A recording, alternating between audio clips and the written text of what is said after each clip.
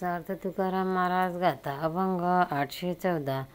ओ नव्या सुकरी शेत खांदले पाखरी। ओ नव्या सुक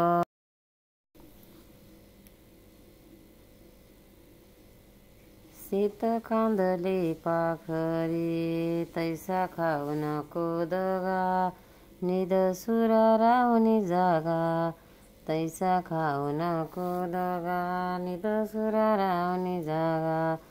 चोरासवे वाट चालून केले तळपट। चोरासवे वाट चालून केले तळपट।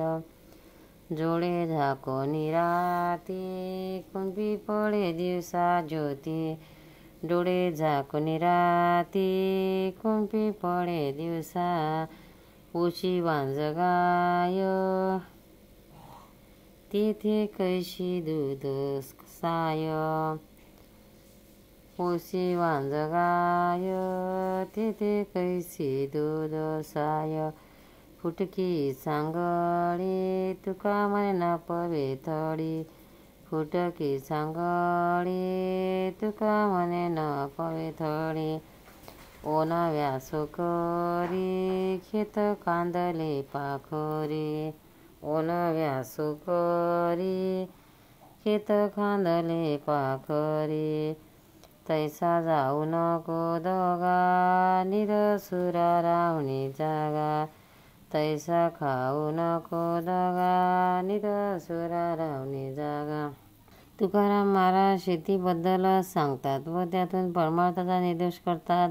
शेताकडे नजर न देता जो राखणदार खाली मान घालून बसतो त्याचे शेत पाखरे खाऊन टाकतात। त्याप्रमाणे हे मूर्खा जागा राहा, परमार्थाच्या ठिकाणी दगा खाऊ नको। चोराच्या बरोबर मार्गाने जाऊन त्याने आपले वाटोळे करून घेतले व भर दिवसाच्या प्रकाशामध्ये डोळे झाकून घेऊन त्यांनी रात्र केली, म्हणजेच आपल्या कर्तृत्वाकडे दुर्लक्ष केले। हे पापाच्या अंधारातील विहिरीत पडतात। संसाररूपी वांज गाईचे पोषण करण्यास दुधाची व साईची प्राप्ती कशी होईल? फुटक्या सांगडीने पलीकडच्या तीरावर जाणे शक्य होणार नाही। तसेच संसारात मग्न होऊन सुखरूप फळ मिळणार नाही। म्हणून परमार्थरूपी शेताचे रक्षण करा। सार्थ तुकाराम महाराज गाथा अभंग 815।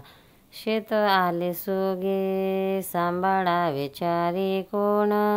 पीक आले परी केले पाहिजे जतन।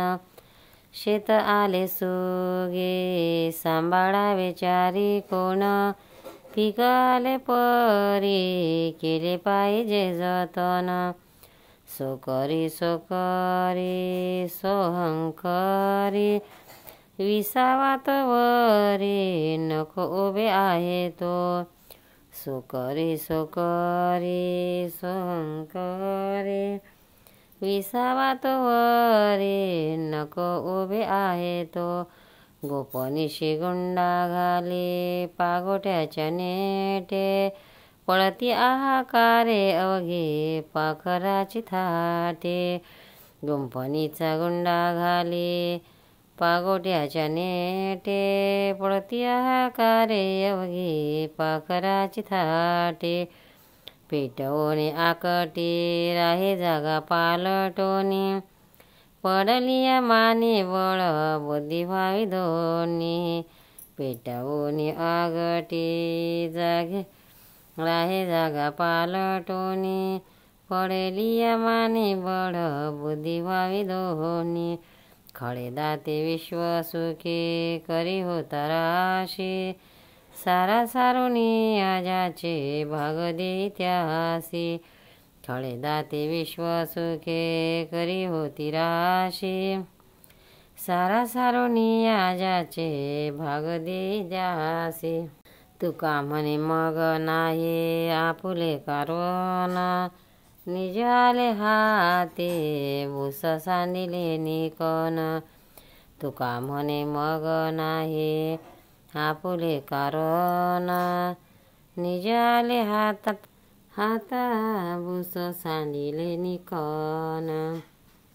तुका म्हणे मग नाही आपुले कारण। निज आले हाता भूस सांडिले निकन। अर्थ या अभंगात ही पदार्थाला शेतीचा उपमा देऊन महाराज सांगतात, देहरूपी शेत सुगीला आले आहे, म्हणून इंद्रिये, प्राण, मन, बुद्धी हे चारही कोपरे सांभाळावे। परमार्थाचे पीक मोठे चांगले आहे, पण हे जतन केले पाहिजे, म्हणून शेत उभे आहे तोवर सांभाळ कर।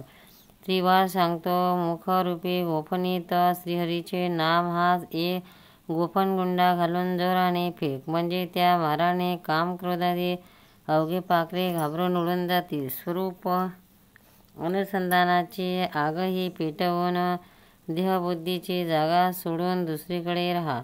अभिमानाचा हल्ला परतविण्यासाठी बुद्धी आणि बल या दोघांचे सहाय्य हवे।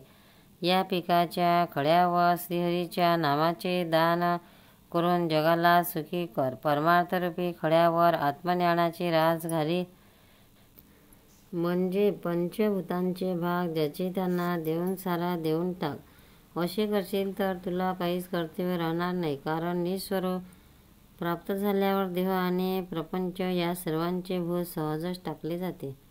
पंढरनाथ भगवान की जय। गोपाल कृष्ण भगवान की जय। भक्तांनो, व्हिडिओ आवडल्यास व्हिडिओला लाईक करा, शेअर करा, सबस्क्राईब करा, तसेच बाजूला असलेल्या बेलवर क्लिक करा, म्हणजे याच्यापुढील सर्व व्हिडिओ तुम्हाला सर्वात आधी मिळत जातील। जय श्री कृष्ण।